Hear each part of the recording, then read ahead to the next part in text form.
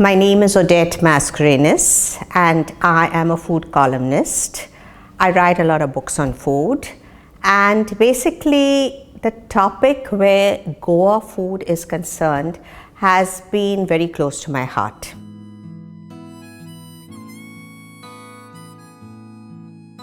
When you're talking about Goa, the first thing you talk about how good the people are at cooking. They're good in music, they're good in cooking, and they're good in drinking too. But we come to that later. So the aunties took up their ladles, which we call dowlaws, and they were able to satisfy the palates of even the hippies. You know, that is the time that the first tourist boom came in this, after the Portuguese left around 61. So around 70 to say the first few years of 80s, the hippies were here in full force. And I perceive that perhaps at that time, though I would not say, the foreigners started coming in, because there has been a lot of migration where Goa is concerned over the centuries. And I'm saying centuries because not many people have delved into the influences that have come into Goa. It has been a gamut. When people say Goa is, the ethos in Goa is so different, no one has understood that we have a gamut of influences, right? If you're really going into historically, yes, the tribes were there, but then you had many other people who came into this place. So we had the Vijayanagar Empire, of course before that was the Konkan Maurya Empire, then you had the Bahami Sultanates, you had the Kadamba dynasty, you had the Bijapuri kings who came in, you had the Portuguese. Now everyone brings in their own style of cooking. But the beauty of Goa is the harmony and flexibility that even the people who are cooking in the kitchens were able to absorb and adapt and come out to something different. Because much before the Portuguese, we even had the Arabs who were here doing a lot of spice trade. Because from Kerala, they found out that the port and the harbour in Goa was absolutely beautiful. So, and in a place called in Anjuna, the Arabs used to actually be there. If you look at the Shahpura fort, we're talking, it's named after Shahapur, which is again an Arab dynasty which has come in there. So we had the Persians, we had the Arabs, and over a period of time there was a domination of this trade which was going on. And then the Portuguese came in, and for 450 plus years they dominated the trade route. So they too brought in a lot of ingredients. So Goa was flush, number one, with what it had. If you're talking about the growth of the coconuts, you're talking about the jackfruit and all these things. Number two, we had the Arabs with their keen interest in spices. Number three, the Portuguese with their global domination, where from Brazil, from Mozambique and all these places they brought in the ingredients.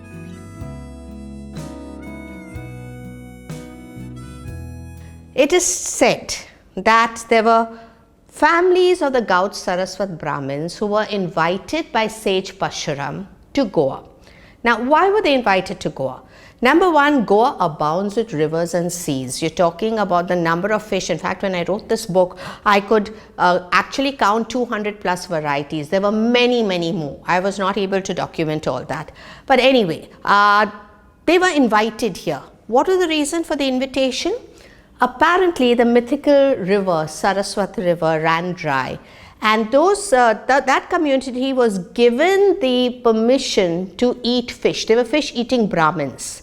And today, I would say that if that love of fish, because we had the stone age where people were hunters. If you go to Sangay, you will see a lot of rock carvings in which they show how bison was killed and all these sort of things. So they were meat eaters.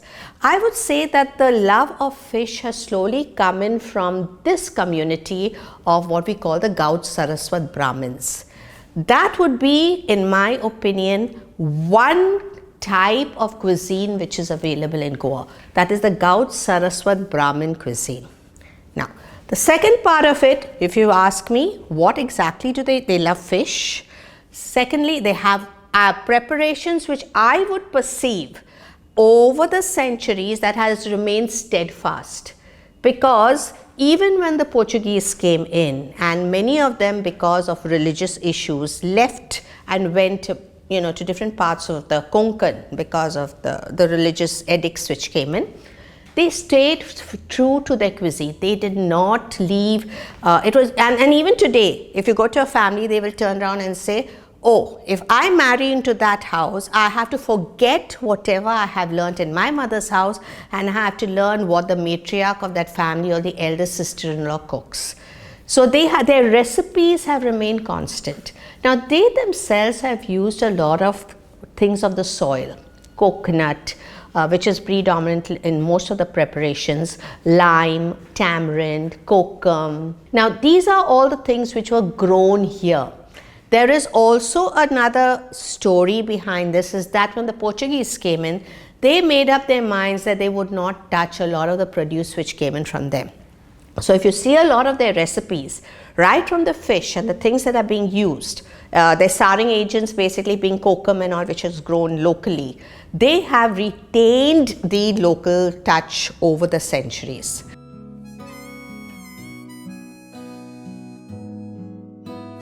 Now the second time we have to understand that there would have been people who were living in Goa besides the tribes. They would have perhaps come in through migration, because we know the history of India. You had right from the Persians, you had a lot of people who had migrated right from Alexander the Great's time. So there was a lot of movement of people in Goa, even from Africa, etc. So these people came and settled in certain parts of Goa, which, if you look at the map of Goa, you will understand that when the Portuguese came in, they occupied the ones closest to the coast. But we do have places which is beyond, like if you're talking about Perne, you're talking about Sange, you're talking where you went Pisholim, you're talking about Kankon, now Kepe. Now these are the places which were amalgamated after the 18th century. So these are the places where we had a lot of people who basically absorbed preparations from the ancestors. So you had a lot of Muslim influences coming in, you had a lot of Hindu influences coming in, and their food differed from the GAUD SARASWAT Brahmins. Now if you ask me what exactly, because if you really look in terms of, Goa does not grow wheat. Even till today, we didn't have wheat. So wheat was definitely traded. There are a lot of preparations which were made out of wheat, including the poi, which is such a famous bread all around Goa, and the undo, the kankon, etc., which the podes make for the locals. Now, there are a lot of desserts, there are a lot of preparations also which go, like their bhakris and all these things which they use, but still there are these people who use the local ingredients, so ragi, maize, all these things which are locally grown. They used to put it inside, not so much on wheat. Wheat came in later when we are talking about the affluent families, because as you said, it was traded. If it was traded, then definitely there would be not so easily available from the fields. So you had what I call the Hindu-centric people. Now these Hindu-centric community loved spice in their food.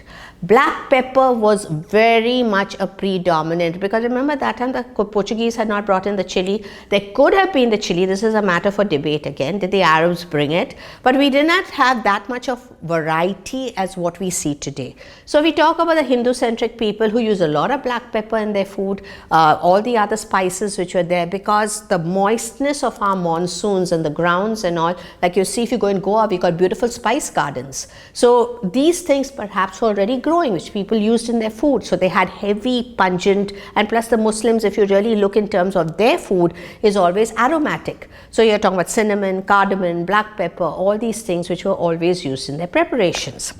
Then we had the Bahami Sultanate, you had the Bijapur kings coming in. So a lot of the fact about the Muslim influence coming in. Now when I was doing research for one of my books, in the Christian community there is a very interesting dessert which is called dhos bhaji. What is it made out? It's like a halwa made out of wheat. And then as I was doing my research, I found out that there is a preparation in Bijapur called godi hugi. And if I looked at the two the recipes, they were absolutely, I would say, maybe a tweak here, tweak there, but they were actually the same. So how did a Muslim preparation come into the upmarket Catholic homes? And so again, did those people work in these kitchens? Was it absorbed by these families? So that is another question which we have to come, because I'm coming besides the Muslims, which brought in a lot of influences. Another one, like the other day I went to a very upmarket, I would say home of the Portuguese descendants. And that lady turned around and said, I'm going to give you something very interesting. It's called chamosas. Now I said, wow, it's something interesting. I'd never eaten a chamosa. Now if you're talking about a chamosa, it's CHAMMUSSAS. And then she went and brought me, I said, okay, what is it? She said, no, it's like a little fluffy pastry stuffed with chicken mince. And in my mind, when you talk about pastry, and I thought, oh, something for like a crepe or something coming in from the continent. And then I saw a smaller version of our chicken samosas, patti samosas. And I looked at her and I said, listen, this is something which you get in all the homes in India. And she turns around and she says, no, we have absorbed it into our kitchens. This used to be a tea time snack for us, and we call it chamosas. So there were a lot of these other preparations like the chamosas, the dos bhaji and all these things that came in from the Muslims. But interestingly enough, the fish curry, which is so much part of every home, not only is it found in the GAUD SARASWAT Brahmin homes where we call it a human, it's also found in the Muslim homes which they call it a kadhi. The kadhi, also the same spelling, K-A-D-I, is also found in the Hindu-centric homes. We are talking about the Christian homes where we call it a kodi. Now, if you look at the recipes, basically all the ingredients are nearly the same, except maybe there is a twist here and there when we talk about, in certain cases, you add tefla, which you don't really add in the Catholic homes. Catholics never use the tefla.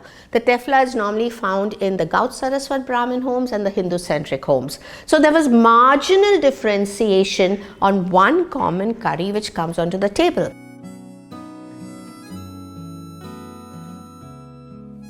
We did have preparations which I will say luso, which have not changed, Portuguese luso cuisine. Like you're talking about the arroz, very little tweaking. You're talking about the meat croquets. You're talking about the riswas. Now these are the Portuguese preparations. But the ones that were inspired and changed to a spice factor are your sorpotel, which was originally a sarapatel. We are talking about the vindaloo. You're talking about the asado. Now these are the ones where they decided to put in their own spice factor and change it. So it's so different from what actually came in by the Portuguese.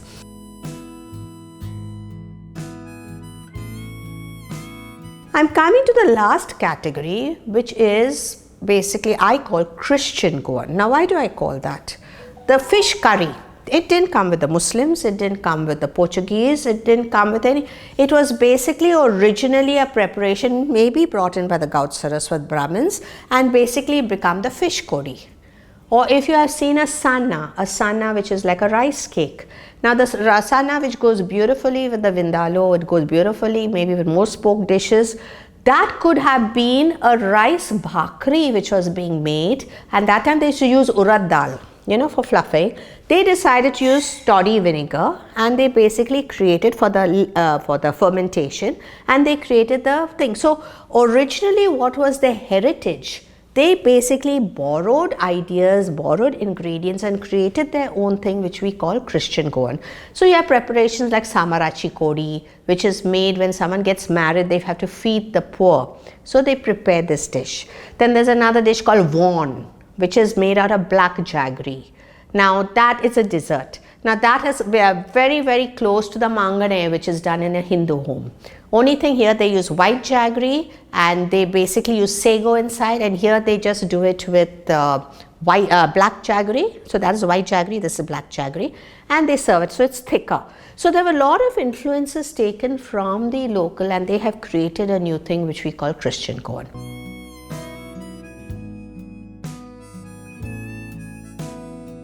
The taste actually of Goan food came from two specific areas. Number one is the importance of the chili. Second, they used to always use well water. Now, if you use the water, which is basically from our wells, you'll find it has a very, very different taste.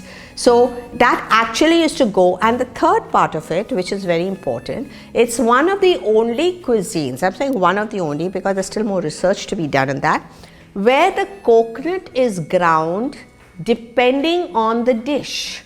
So if it's a sukhe, you have it ground at maybe 60%. If you have it for a curry, it will be ground at 80%. We do grind it fine when, especially people in the south of Goa, which differs from the north of Goa. People in the south of Goa will grind it fine because most of the time they use coconut milk. Two reasons. Number one, they were affluent people, a lot of coconut trees in their backyard, so they could afford that. Second, they had a lot of helpers who used to work out in the plantations. So they would use the milk in their food, and the rest of the residue was given to the workers to prepare their preparations. Meat and slaughtering of things. The pig, which basically was a tradition brought in by the Portuguese, because if you see, pork was a very popular preparation in the continent. The pig was slaughtered only for a feast. You never did get the pig, but the fellow who would slaughter the pig would ensure that every part of the pig was used. So you had the prime areas which were used for the vindaloo. Then you had all the others which were either cut and chopped into small pieces. You could use it for the sausages, the chorizo, or you could use it for a sorpatel, where basically you had the kidney, the liver, everything that was put in. They used to use their trotters, they used to use the rib cage with a little meat there as admas, which was another preparation, bush, which was also prepared.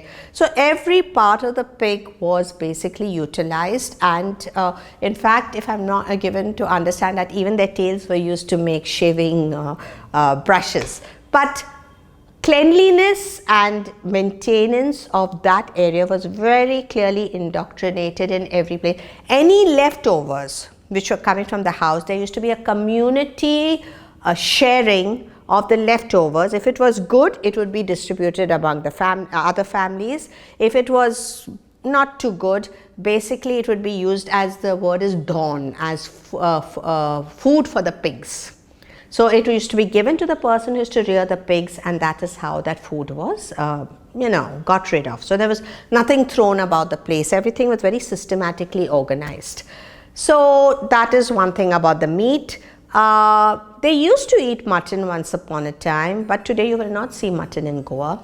The story goes again that the goats were very, very naughty, where they used to jump over the walls and they would eat, the vegetables and the things of another person's garden, which a lot of people would get into little arguments and fights. So over a period of time, they stopped rearing goats.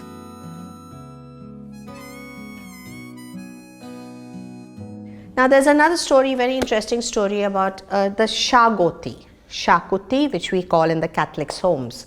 In Perne, where everybody today knows about Mojim and Ashwe and all these popular, fun places, bar places where everybody loves to enjoy.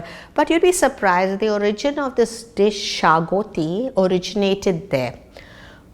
There used to be a lot of skilled workmen living there. We had different levels. You had the skilled workmen and you had the landlords, the one who were who lived well. So they used to invite the skilled workmen to work. Now you can see the churches, and there's a lot of hard work in doing a lot of things which, making them up.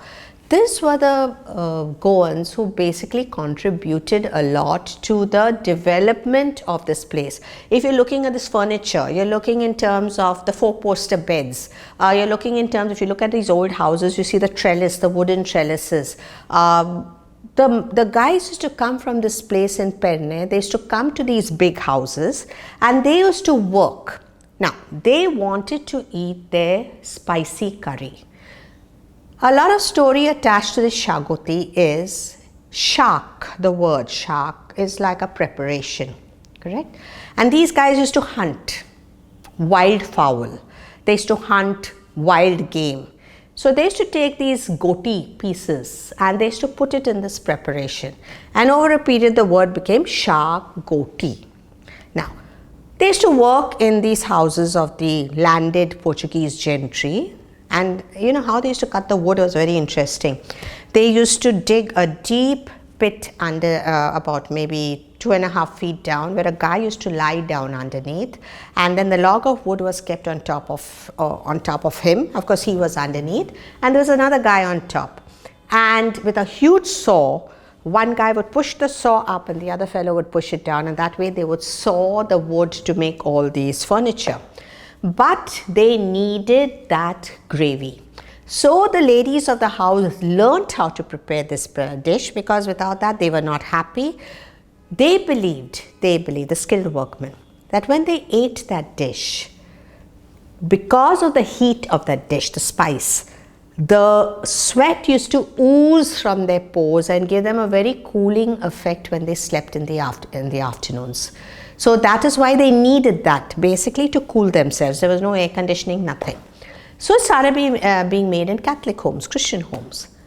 The Portuguese converted everything which was SH into an X.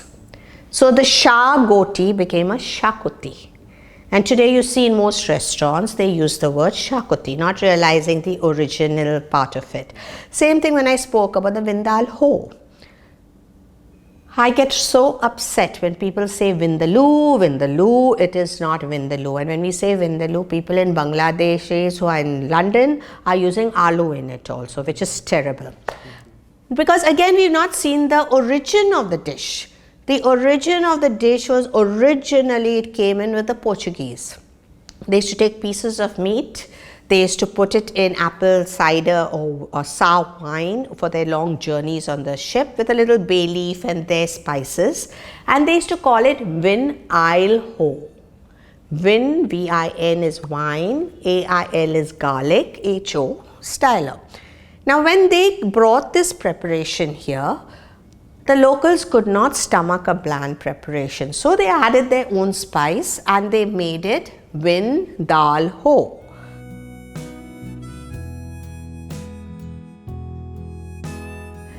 Now, one of the most interesting things when you talk about street food, yes, we do have now. If you go to Mapsa, you see in the bylanes a lot of people sell. You see a lot of gadas today in that.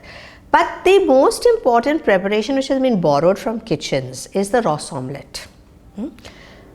Omelets were never part of a Hindu home. In fact, a GAUD SARASWAT Brahmin would say, no way will an egg come into my kitchen. Yes, it was eaten in a Hindu-centric home. So that's why I'm saying there's a difference in that. And in a Christian home. In a Christian home, you would have the continental aspects of the omelets coming in. But what was this Ross omelette, which is so native to Goa and maybe will not be found in any other places? When we used to make the CHACUTI at home, after you finish the chicken pieces and all, there's a lot of gravy which is left behind. The plus point about Goan food in certain dishes is, and that time there was no refrigeration. If you keep it for a little longer, the taste and flavor gets enhanced. So what they used to do is today what we call kalchi kodi. Kalchi kodi means whatever's yesterday's curry comes in onto the plate today. So that used to simmer onto the dying embers of the tsul, the fire. And the next morning, the families would make this omelette and they would put that kalchi kodi on top of it and they would serve it with a bread. Now that became a dish by itself, which they used to call Ross omelette. Now this started becoming popular because now it's got a taste of its own that, you know, they say in the CHRISTIAN-GOAN or the CHACUTI, there is 16 plus ingredients that go into it. So you can imagine how aromatic and flavorful that is. And you're having it with an egg. So this was something which became very popular. So today you ask any of the street food vendors, you'll say, I'm talking about what is Goan. Ross omelette is a very popular thing. The second thing is the choris pav. Sausages always prepared. In fact, in Agasai, they say they get the best sausages. They make it in two ways. Number one is the rosary sausages, where the intervals between the tying up is small and they're round, and you get the elongated sausages, which are slight. You get sausages with just meat and spice, and you get sausages with fat also. So there are variations of the sausages. But one of the best things you can ever have is you take the poi again, which was, you know, everyone's home had to have the poi. and cut it, and you take that sausage meat and you put it with the oil oozing out and you have it hot. Now that's the chorizo pav. Today what has happened also is the steaks, the flattened steaks have become popular in many places. Now I'm talking about what our ancestors have given us. You see a lot of places today with momos and shawarmas and all these sort of things, but that is not Goan. That is now the hip life which has slowly come into Goa. So the flattened steak again has got a history of its own. Yes, we do have continental preparations of flattened steak, crumb fried, which is there. But there's a very interesting part where the British were in Goa for nearly a century, around the 18th century, because there was a tie-up between Portugal and Britain when they were fighting some war in the continent, and they had become allies, and the British were here. In fact, they helped in a lot of development during that period. And if you go to Dona Paula's side, there's even a British cemetery there, and you can see most of the gravestones 18th century, except a lot of Britishers were buried there. So they were here, and my feeling is when we talk about calamari, butter garlic. Now butter garlic is not something which has come in with the influences of Goa. So the butter garlic and all these preparations, definitely continental, definitely come in when the palate of the people were different. So I would say yes, the Portuguese families were there, the English were here for a short time, the hippies came in, and that is where all these things started becoming popular.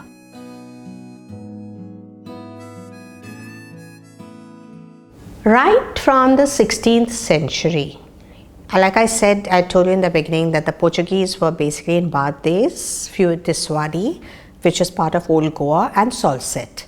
Now there is a village there, Majorda, Utoda, and honestly even till today, you will just see coconut trees and coconut trees and coconut trees. Now the Portuguese had come in on a mission. Let me talk about it too, because when the Portuguese came in, there were the religious orders, which were the Jesuits, the priests, as well as the nuns. There were the traders, and then there were the ones who settled in, like the autocratic and the people who set down the laws and all that, and lawyers, all these sort of people, administrative people. Now the Jesuits in the 16th century basically found that they could take the toddy, the sap, the sur of the coconut tree and use it as a leavening agent. Now, people were not too well off. Like when the landed gentry were there, yes, they were there, but there were still the other people who converted. And what exactly could they do? They needed to earn a living. So the Jesuits taught them how to make the poi, using sur as a leavening agent. Now these are very interesting stories about these guys, the so-called podes of the past. They used to just wear that, used to get the wheat in sackcloths. They used to just wear that sackcloth thing tied with a rope, and after they baked the bread early in the morning, they would carry a basket on which all the varieties of bread were there. They would have a stick in their hand, and on top of the stick, what you call cymbals. So as they walked early in the morning, they would hit the stick on the road and the cymbals would start creating a noise. So immediately the house owner would know that, okay, the poder was on his way. So when he reached a particular house, he would put that stick on the ground, he would put his basket on top of it, and then the lady could come and pick up what she wanted. At that time, what was very popular, now there were different breads which were made. What was very popular is the poi, which basically wasn't like an all-round bread. It would go with all the food for lunch and etc. Even for breakfast, it went on beautifully. And the kankon. Now, a kankon was like a hard ring with a hole in the center. And it used to be a very popular, bread to have, when you dip it into tea, black tea. Interestingly enough, majority of the people in Goa, except the landed gentry, did not have milk. So, and of course, the Portuguese would bring in condensed milk. The people who had cows would have, a glass of milk in their house. But the normal people would have no milk. So, they would have sweetened tea, and they would dip that hard bread inside the tea, and they would have it. So, that was the kankon. Then there were the other two breads. One was, which has become very popular today, one was the undo. Undo is very soft inside, but it's very hard, crispy on the outside, not hard, crispy. So when you're dipping it into, say, you're having a asad, a pork asad, or you're having, which are basically sliced meats and all that, it's fantastic with that, right? It's absolutely great flavors. And then the other, the quattro. Quattro is your butterfly shaped bread. Very soft, very interesting. I guess maybe when you don't have teeth, it's just the right prepared bread to have. So this is what the Portuguese brought in. We all know that they initiated this in Japan, when they introduced bread making in Japan. But they left behind a legacy. The sad thing today is we are not getting those toddy tappers to climb the top of the tree. So most of the fellows don't use sur, which is the sap which is used for the leavening. They use yeast today.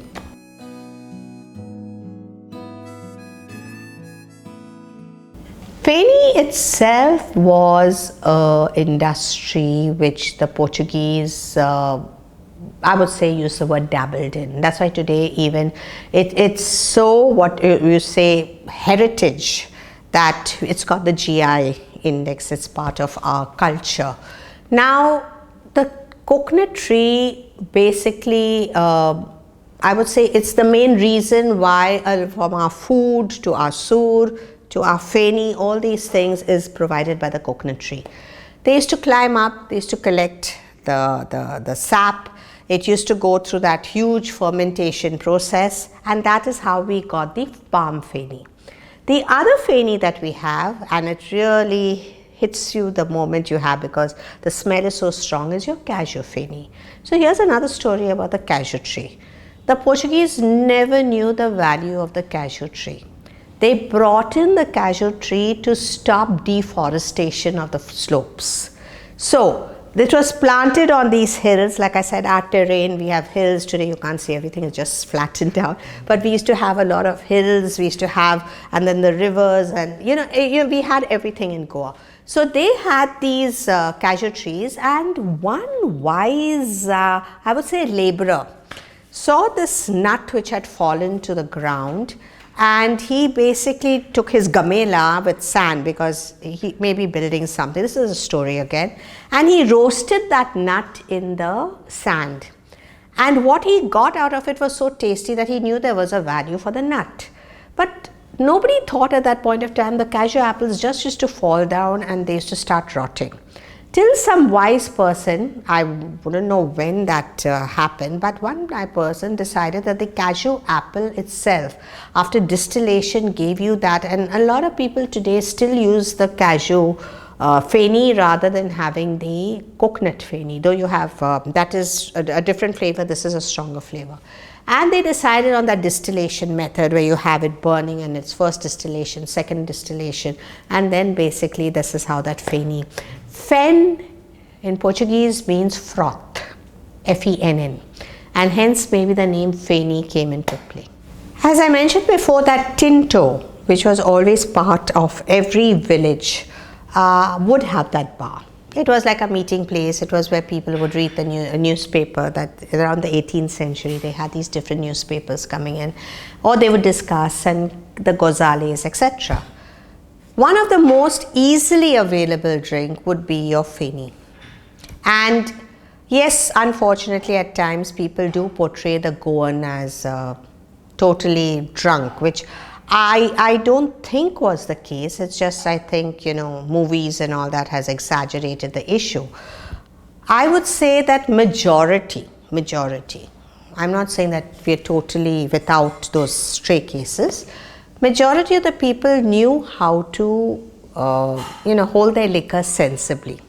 Now, 16th century when the Portuguese came in, but interestingly enough, what I found out is that even during the Konkan Maurya period, they used to make wines out of fruit, and that industry still exists in Goa. It's not a recognized industry. We make beverages, spirits out of kokum, we do out of pineapple, we do out of different fruits where you make these different wines. Now, where does the distinction come in? The Portuguese, if you've noticed, came in, imported a lot of stuff. They brought in their wines also, but that was for the upmarket people, and mostly they drank wines in their house. What did the other people have? It was those bars which were so important, those tavernas which were so important, where auntie was busy making the adma, so she was cooking whatever was there, and somebody just dropped in, had a drink, had a little meal. Interestingly enough, these are the taverns which are basically run by the Christian families, but they had another sort of tavern which was called the khanavats. The khanavats were basically run by a lot of Hindu families, and I believe that this has been in existence. And you go to Bisholim, you go to all these places, you see these small roadside places, Perne. This is where the khanavats basically had started, where they used to feed a lot of people. There used to be the rice plate sort of thing, which they used to call a thali, and of course people could get a drink also. So drinking, the spirited sort of life has always been integral and part of the local way of life. It was not something to be frowned upon or found to be something. Even today, if you see, we have many bars around the place. In fact, they crack a joke and they say after every 100 yards you will find a bar, sort of a thing, because for us it's a way of life, it's a way of enjoyment, it's a way of letting your hair down. So yes, taverns have been popular, khanavats have been popular, and today unfortunately for the tourists, the local tourists who come in, they have upped their their performance in terms of bars. Yeah, because till today, even Goa, a lot of people come to Goa for the nightlife. Now if you see a bar in today's scenario, they have put in everything that Goa is famous for: the music, the drinks, and basically the food, you know, the things that you get. And chorizo is normally always part of their menu. So they have upped the thing, given everyone a sort of an experience which is all three. In the olden tavernas, music was not much of it, because people would have a drink there, they would eat, they would go home. Their music was basically, which is very important, because entertainment was part of a Goan's life. So they used to go and they used to watch theats. Now theats used to be a play which were put together by the locals when they wanted to pass on a message, which basically could be religious, could be political, and everybody would be there to have it. In fact, theat is something which even today in Goa is very, very, important. It's a way of their lives, and we still have these theat companies and actors who are very much part of it. So there used to be music in the taverna. So the taverna was a place to really drink, eat, exchange information. Because today if you see music, if music is playing and all this sort of thing, where can you talk?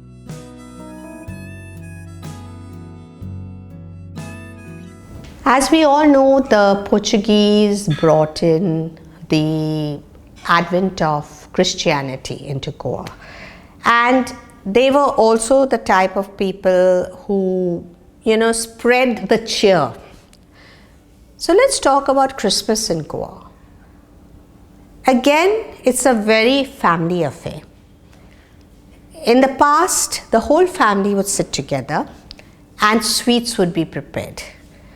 Now, what were the sweets that has to go on the tray?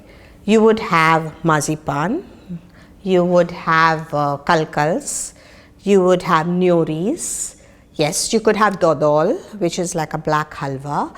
You could have pinag, you could have dos. Now, I'm mentioning some of the preparations that had to go on that tray.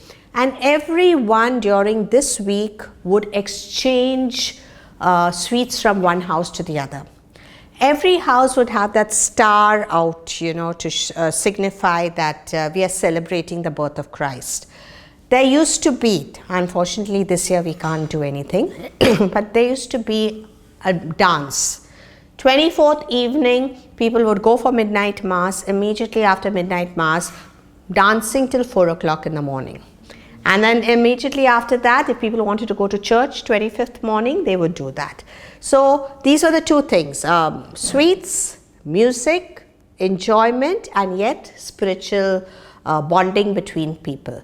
Now when I spoke about the sweets which are exchanged at Christmas, The interesting part is most of these preparations were not brought in by the Portuguese. They have been preparations which the locals themselves had started making. Now, if you ask me, everyone showcases the Christmas cake as the cake which is full of raisins and rum, etc. The Goans never had that as a Christmas cake. They had a simple coconut cake which was called bhat, and that was the cake which was cut for Christmas. When I spoke about the dos is chana ka dal diamond sweets, which are exchanged for most functions. That has come in from the GAUD SARASWAT Brahmin, who make a halwa which is made out of chana ka dal. I spoke about the dodol. Dodol is basically made out of black jaggery, rice flour and coconut milk. Nothing which is Portuguese. It is cooked over a fire for a long time, sometimes hours, and then you get a thick halwa which is made. So that was another preparation. Pinag, again made with rice flour, coconut and jaggery, which is your cylindrical preparation. Most of these are basically things which the local Goans decided to make to celebrate Christmas. Whenever there is a festival or there's anything big happening, that pig had to be slaughtered. So you had preparations, like if you go for a Christmas party, you go for a birthday, you go for a wedding in the past, anywhere. You had a big table, a big array of preparations. So you had the Vindaloo, you had the sorpatel, chicken. Now that's a very interesting thing, because say 16th century chicken was not very popular, but over the years it started getting popular. While the Hindus would have the shaguti, which became the XACUTI, an interesting story is about the chicken kafrial. Now there are two thoughts about it. One thought is that it came in from Mozambique after the 61 when the Goans came back from Africa, back to their homeland. They brought in the preparation. The second story is that there were a group, and I like this story, there were a group of soldiers, black soldiers, who were brought in by the Portuguese, because you see Portugal was a very small country and they had to look after so many people. So they used to use their colonies and bring in the soldiers. So from Mozambique they brought in these soldiers. And these soldiers one day were seen outside near Panjim, you know, where the customs house is. There was a cantonment there, and they were grilling chicken by applying a few of their spices on it. So a local Goan, like I said, we love food. We love to play around with preparations. Saw this preparation and they found it very interesting, and they said, okay, why can't we make something like this? So they decided to make a marinade where they had kothmeer, they added other spices in it, and they marinated the chicken, kept it overnight, and the next day they pan fried it. They used to grill it on wooden fires. And somebody says, what do we call this preparation? So they did not know, there was no name for it. Then they said, oh, those are the Kafirs. Those soldiers were known as Kafirs. So those are the Kafirs used to make it. So we're going to call this the Kafrial. And that is how the name came in. So you'll have a chicken Kafrial there. Then you'll have, of course, fish. They used to have a whole fish. Now this is definitely Portuguese. They used to have a whole fish which was steamed and cooked, and it was layered with mayonnaise, and then with the gherkins, which are the pickled cucumbers, they would make little scales, and it used to be like the center display on the table. And then they would have the pyramid of prawns. So you had those big prawns with the head and the shell, because Goans love to eat the head of they chew on the head of the prawn. They believe the best taste comes in after eating the prawn when you chew on the head. So that is all attached like a pyramid. So that would be another big thing right onto the table. So there would be a soup served. First the starters, of course, while everybody is mingling. Then they have the soup served. Then you go into this big, display of food. And then you have another table with about 4 or 5 desserts there. So it used to be a very, very, great way in which celebrations are done.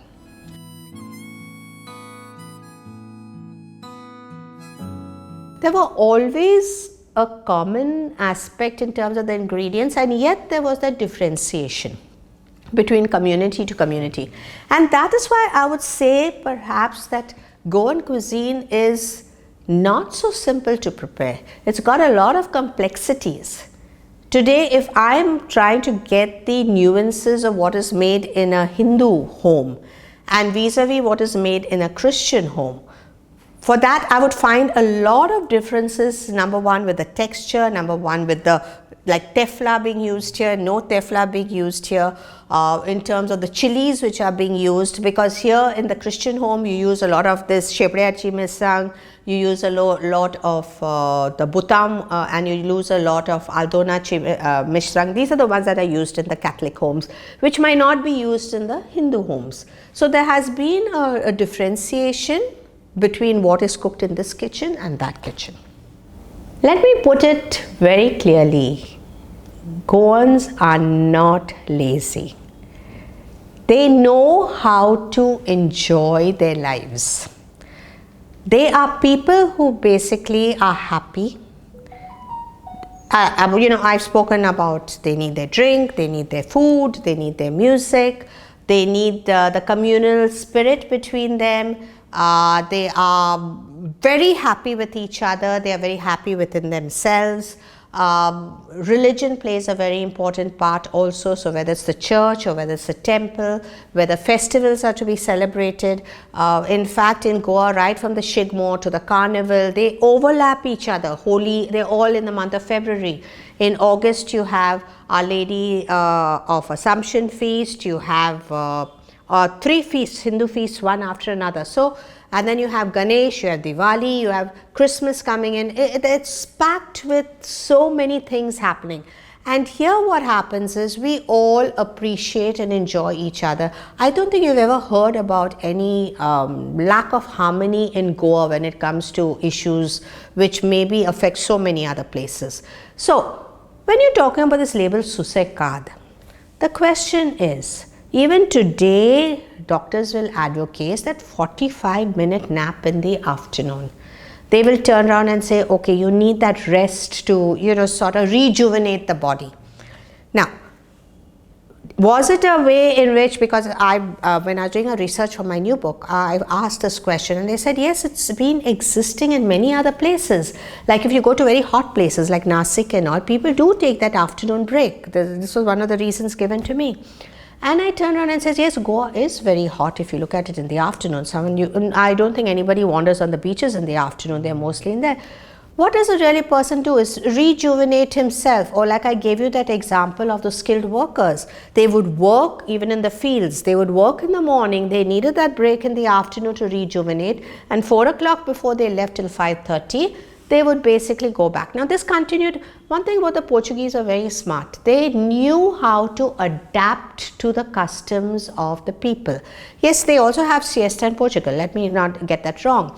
But that adaptability in terms of, you know, how their food went into it, how their music went in it. Like if you talk about the mandos, you talk about the fados, you talk about so much of this. Everything flowed into the country because of the flexibility.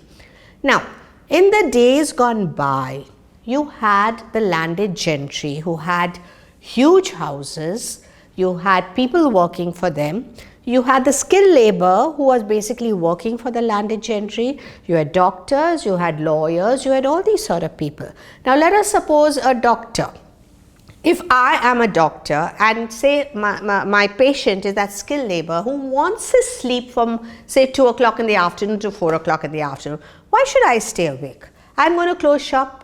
Same thing happened with all the shopkeepers. You're not doing business. I might as well down shutters and I might as well take a rest. But I am busy for the rest of the time. Other people who cannot enjoy, and I'm sorry, I make a very strong statement. I've been in Goa for over now 35 years. I've come in from Mumbai. And when I see the pace of life there, vis-a-vis the sort of thing, and I still get my work done. It's just that I would like to enjoy, and I'm telling you honestly, all of us, we do. We know how to live our lives. And this is all, I read these jokes that people say, oh, a consultant comes and says, oh, I would like to retire at the end of my busy life. What would you like to do? I would like to sit by the river and just lay back. And we are doing it throughout our lives. So what is the question of waiting till I'm retiring and then saying, okay, let me be Susekad? We're learning to be flexible enough to take it in the way of life. So if one looks, I challenge anybody. I had this challenge. Basically, you go maybe 50 kilometers or 20 kilometers out of Goa, beautiful beaches. You go whether Maharashtra or Karnataka. And yet people always want to come to Goa. Those beaches are not as popular as what Goa is. Because Goa by itself, with the integration of, you use the word culture, yes, with the integration of its culture, it has got the spiritual aspect, it's got the fun aspect, it's got the food aspect, it's got the music, it's got everything which is encapsulated, and this is how we portray what a Goan is, and this is why people who are so stressed all over come basically to let down their hair in Goa. And this is something, even today, I see a lot of people leaving Delhi and Bombay and coming to stay here. Are they lazy? No. They're just learning like us to enjoy their lives.